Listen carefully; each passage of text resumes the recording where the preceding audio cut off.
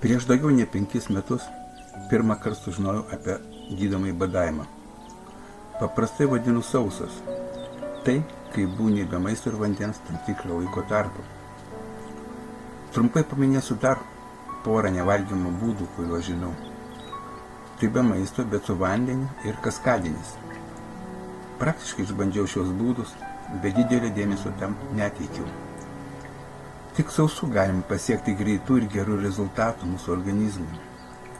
Jau po 24 valandų sauso įsijungia autofagijos procesas, ko nepatirsi kitais valgymus ar nevalgymo būdais. Pradėjau nuo paros, paskui žengiau link 2, 3, 4 parų praktikos, atsisakant maisto ir vandens.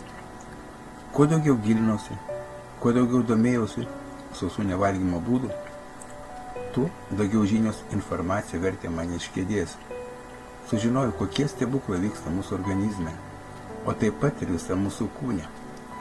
Pastaruoju metu reguliariai 36 valandų sauso taikau kartą į savaitę.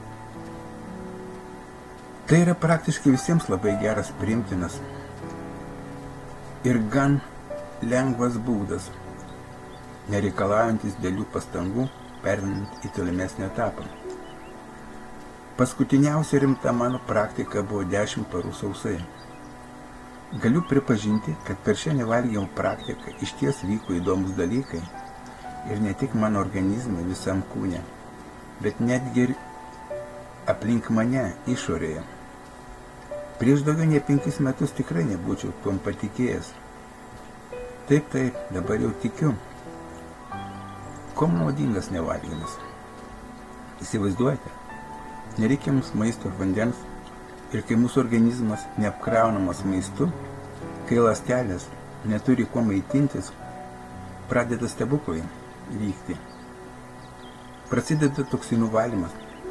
Būtent tik tada sausų metodų praktiškai visos lygos yra pagydomos. Lengvesnės formos lygos pagydomos greičiau, sunkesnėms lygoms pagydyti tenka laukti ilgiau. Pamirštame poliklinikas, daktarus ir jų konsultacijas. Pamirštame cheminius vaistus. Prekybos centrai pamirštami, bent jau laikinai. Kiek sutaupoma pinigų ir laiko, slankėjimas po parduotuves, sėdėjimas kavinėse ir restoranuose, maisto gamyba namuose, valgymas, tualetas, dušas, muilai, šampūnai, dantų pastos. Viso to mums nereikia. Kūnas pats iš savęs natūraliai kvepia.